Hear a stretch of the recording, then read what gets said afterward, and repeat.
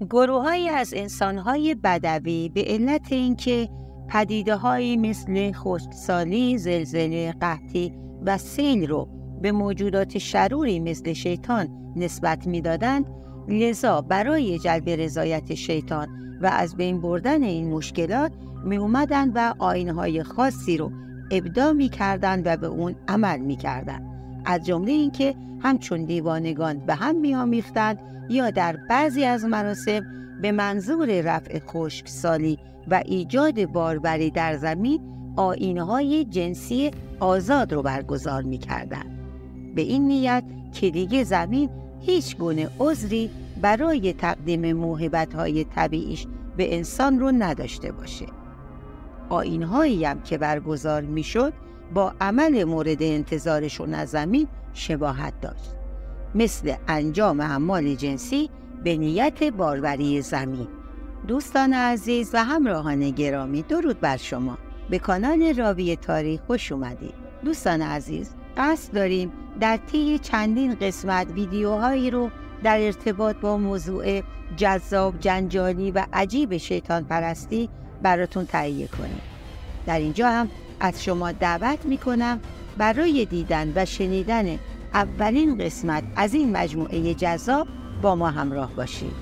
ضمناً ممنون میشم برای حمایت از ما و بیشتر دیده شدن ویدیومون ما رو لایک کنید و کامنت بگذارید و برای اینکه قسمت‌های جذاب بعدی رو هم بتونید ببینید حتما ما رو سابسکرایب و زنگوله رو فعال کنید.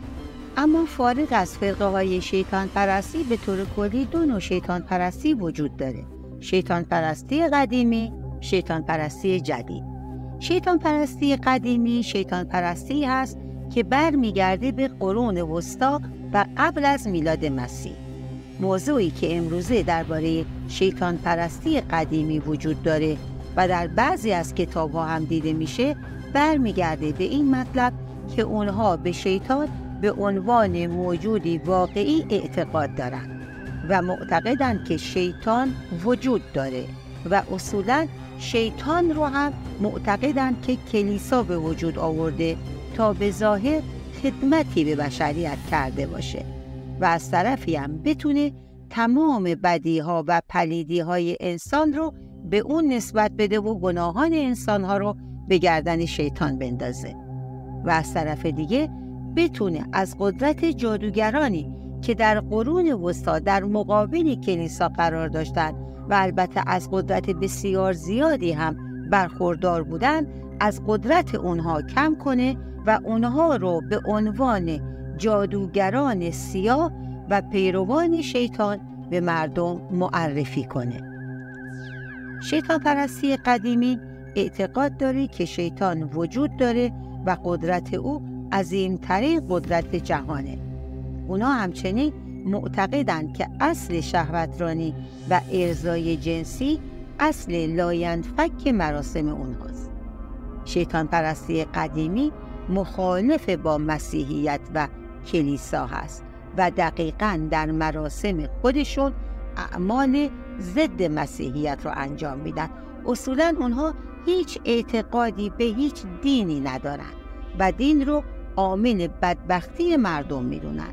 در عین حال اونها قربانی کردن انسان رو امری ضروری برای آرامش و احترام به شیطان میدونن و در این میان دختر بچه ها بهترین قربانی برای شیطان هست. شیطان پرستی جدید در انگلستان به وجود اومد و شیطان پرستی جدید برخلاف شیطان پرستی قدیمی هیچ اعتقادی به وجود شیطان خارجی ندارند، بلکه معتقد هستند که شیطان در وجود هر انسان وجود داره و شیطان رو فقط نماد هوا و هوس، آرزوها و لذت طلبی میدونن. جالبه بدونید که در مراسم شیطان پرستی جدید دعوت میشه از شیطان باطنی و حس اهریمنی درون انسان ها که اینها با اعمال جنسی آرام و ارضا میشن. اونها جسم پرست هستن و معتقدن که انسان باید کاملترین لذت جسمانی و جنسی رو در این دنیا ببره. اونها اعتقاد دارن بعد از مرگ روح کسانی که در دنیا لذت جسمانی لازم رو نبردن به این دنیا برمیگردن و لذت جنسی خودشون رو کامل میکنن. در شیطان پرستی جدید اعتقادی به قربانی کردن انسان و حتی حیوان وجود نداره، ولی در مراسمشون یه سری اعمال عجیبی رو انجام میدن، از جمله اینکه مخلوطی از ادرار و منی انسان رو به عنوان آب مقدس بر روی حاضرین در مراسم میپاشند. خب عزیزان، اگر تا اینجا از ویدیوی ما خوشتون اومده، ممنون میشم کانال ما رو سابسکرایب و با لایک کردن ویدیو از ما حمایت کنید. شیطانگرایی مدرن از نیمه قرن 16 آغاز شد. کاترین د مدیچی از خانواده بزرگ یهودی و دختر جادوگر بزرگ لورنز همسر هنری دوم پادشاه فرانسه بود. او بعد از مرگ همسرش مراسم بلک مس رو که به نوعی اهانت به مراسم مقدس شام آخر مسیحیان بود و در اون به جای شراب خون می آشامیدند رو در بین اشراف و درباریان فرانسه بنیان گذاشت و همچنین در مراسماتی که برگزار می کردن یک سری اعمال قبیحی رو انجام می دادن، مثل بیبندوباری و ارتباط جنسی بی حد و مرز. و همین دلیل هم بعد از مدتی کودکان ناخواسته که پدرانشون معلوم نبود و مادرانشون هم اونها رو نمیخواستن به دنیا می اومدن. در اینجا بود که با ابتکار کاترین دشی که با نام مستعار لاوازین خوانده میشد، مراسم اتاق درخشان طراحی شد. این اتاق آیین شیطان پرستی رو دیگه تکمیل کرد. این مراسم باز تولید آیین قربانی انسان بدوی بود. اتاق درخشان یک اتاق کاملا سیاه پوش بود و تنها منبع روشناییش هم شمع بود. در این اتاق نوزادان ناخواسته قربانی می شدند و خونشون به شیطان تقدیم می شد. بعد از مدت این قضیه لو رفت و عده‌ای بازداشت و مجازات شدند، تا اینکه در قرن 20 چهره برجسته و رسوای شیطان پرستی دانشمندی به نام آلیستر کرولی تحقیقاتش رو درباره حقیقت بشر و اعمال شیطانی در سال 1898 آغاز کرد. او بعد به جامعه جادوگران انگلیسی زبان ملحق شد و بعدها به طور شخصی یک سری اعمال شیطانی بی سابقه‌ای رو ابداع کرد و طرفدارانی به دورش جمع اومدند و انجمن شیطان برای شیطان رو به رهبری کرولی تشکیل دادند. کرولی در سال 1947 از دنیا رفت و در مراسم تدفینش مراسم بلک مس رو اجرا کردند.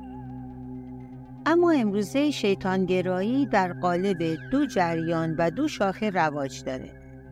یکی از اون جریان‌ها جریان سیتانیسم هست یا همون شیطانگرایی لاویایی و با سرکردگی آنتوان لاوی شناخته میشه.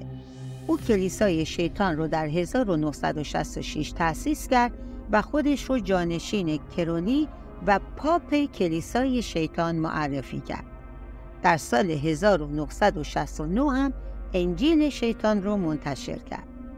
همونطور که قبلا گفتیم، این گروه معتقدند که موجودی به نام شیطان وجود خارجی و عینی نداره و شیطان فقط نماد هوا و هوس، آرزوها و لذت طلبی هست. لاوی به موجودات فراطبیعی و زندگی بعد از مرگ هیچ گونه اعتقادی نداشت. لاویایی ها نه تنها به شیطان به عنوان یک موجود ماورایی اعتقادی ندارند، بلکه شیطان رو به عنوان نمونه مثبت از غرور و شهوت و روشنگری می‌دونند. بنابراین اعتقادی هم به قربانی کردن برای خوشایند شیطان ندارند. لاوی پیروان خودش رو به نیروی شیطان دعوت میکنه و این نیرو رو دارای قدرت بیپایان معرفی میکنه. برای لاویایی ها مفاهیمی مثل گناه، خلاف و انحراف اساساً مطرح نیست به همین دلیلم از انجام اونها به هیچ وجه احساس پشیمونی نمی کنند، چرا که از یک طرف گناهان رایج در جامعه مثل حسد، تجاوز، ترس و نظایر اینها نه تنها عصیان و لغزش معرفی نمیشن، بلکه انجام اونها مطلوب و قابل قبول هم هست. لاوی کلاً ضد ادیان هست و با این ادعا که دین نمیتونه به تمام نیازهای انسان پاسخ بده، ادیان الهی رو کلاً ناکارآمد میدونه و تلاش میکنه تا مخاطب هرچی بیشتر نسبت به ادیان توحیدی بدبین بشه و تصویری کاملا منفی از ادیان پیدا کنه. لاوی از پیروانش میخواد با ایجاد رعب و وحشت در دل مخالفانشون برای خودشون اقتدار کسب کنن و احساس گناه رو کلاً کنار بگذارن و با پرداختن به گناه هیجانات مثبت خودشون رو تقویت کنن و با کنار گذاشتن دین و عذاب وجدانشون خاتمه بدن. در شیطان پرستی حتی توانایی فریب دادن والدین و دیگران نشانی از اقتدار و یک نوع ارزش قلمداد میشه. لاوی در تاریخ 29 اکتبر 1997 در سان فرانسیسکو بر اثر ورم ریه از دنیا رفت و جالب بدونید که در تدفین شیطانی او جسدش رو سوزوندن ولی خاکسترش رو دفن نکردن، بلکه خاکسترش با این فرض که قدرتی فوق‌العاده داره بین وارثانش تقسیم شد تا در آیین شیطان پرستی مورد استفاده قرار بگیره. در حال حاضر هم پیتر اچ گیلمور به عنوان کاهن اعظم رهبری شیطان پرستان لاویایی رو بر عهده داره. شاخه دوم یا جریان دوم شیطان پرستی جدید شاخه ستیانیسم است که به وسیله مایکل آکینو دوست آنتوان لاوی پایه‌گذاری شد. مایکل آکینو برخلاف لاوی اعتقاد به وجود خارجی شیطان به عنوان یک موجود ماورایی و قدرت شگرف شیطان در تدبیر جهان هستی داره. تعالیم او شامل فلسفه شیطان و تمرینات سحر. آکینو برای تسلط شیطان بر جهان هستی و زمین سازی برای این تسلط مسیر خودش رو از لاوی جدا کرد و در مقابل کلیسای شیطان لاوی معبد ست رو تأسیس کرد. این گروه اکنون یکی از مخوفترین، مشهورترین و مخفیترین سازمانهای شیطان پرستی هست و اولین جامعه مخفی است که ادعای رهبری جهانی رو در جهان داره. خب عزیزان، نظر شما درباره شیطان پرستی و اعتقاداتشون چیه؟ ممنون میشم نظرات خودتون رو در کامنت ها با ما به اشتراک بگذارید. از اینکه تا پایان ویدیو با ما همراه بودید بسیار سپاسگزارم. اگر از محتوای ویدیوی ما خوشتون اومده ممنون میشم برای حمایت از ما کانالمون رو سابسکرایب و ویدیوهامون رو لایک کنید و اون زنگوله رو هم فعال کنید تا هر وقت ویدیوی جدید گذاشتیم از اون مطلع بشید. تا ویدیوی بعد شما رو به یزدان پاک میسپارم.